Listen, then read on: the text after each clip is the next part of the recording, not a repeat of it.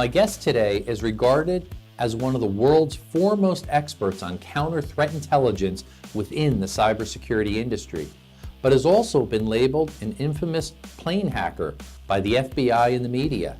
Chris Roberts is currently Chief Adversarial Research and Engineering at LARES Consulting and understands enterprise security requirements, having served as both an in-house security expert and consultant on IT security, engineering, and architecture design operations for scores of Fortune 500 companies across the finance, retail, energy, and service sectors. Chris, what keeps you up at night? Thanks, Scott. Appreciated for the intro. Much appreciated. God, the keep up at night thing's an interesting one. There's a bunch of stuff we're doing at the moment. There's some research I presented over in Israel pretty recently, and we were looking at humans and how technology is slowly but surely kind of pushing us off the edge of the cliff. You think about it, we've had the doomsday clock since the 1940s. You remember the clock, it's 2 minutes to midnight, 1 minute to midnight, and then it goes back again after Cuba crisis and everything else. And it's been one of those kind of fairly normal mainstays that we've had for the best part of 70 plus years. And it's been the one measure of how close or far away we are from, potentially extinguishing ourselves. And that was a simple measure because there were only a finite number of countries that had the ability, obviously, for nuclear weaponry. Now you take a step back and you look at where technology is putting us. You look at the advances in healthcare technology from a bio-nanotechnology standpoint. You take a look at the advances in actual augmented and artificial intelligence and where they're going. You take a look at where we're going from consciousness and just computing in general, the billions of devices that we're putting out over the next couple of years, and you go, okay, this whole concept of just having the doomsday clock be that the measure of where humanity is going almost needs to change.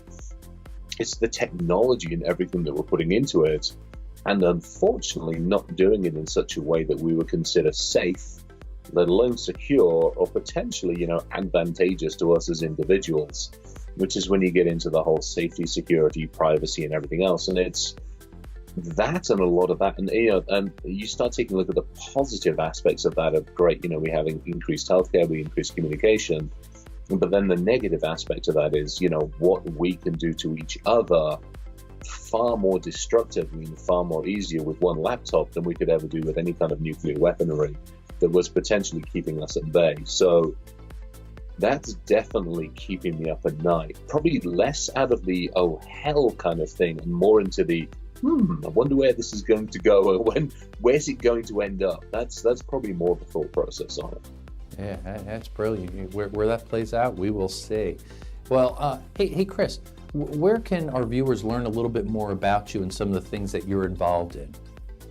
So probably a couple of the best places. One's obviously going to be Twitter and LinkedIn. Obviously Twitter at SideDragon1. LinkedIn, people can find me, I think, also at SideDragon1. Obviously now I'm over at LARES.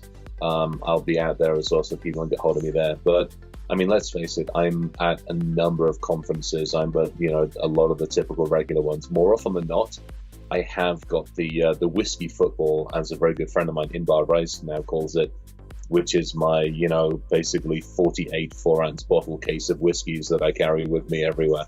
So, come up to me, approach me with a whiskey, come say hi, and we'll trade and have a nice drink. That sounds great. Well, we'll look forward to hopefully taking you up on that offer one of these days. And thanks again for being on, Chris. You're welcome. Thank you very much, sir. Appreciate it.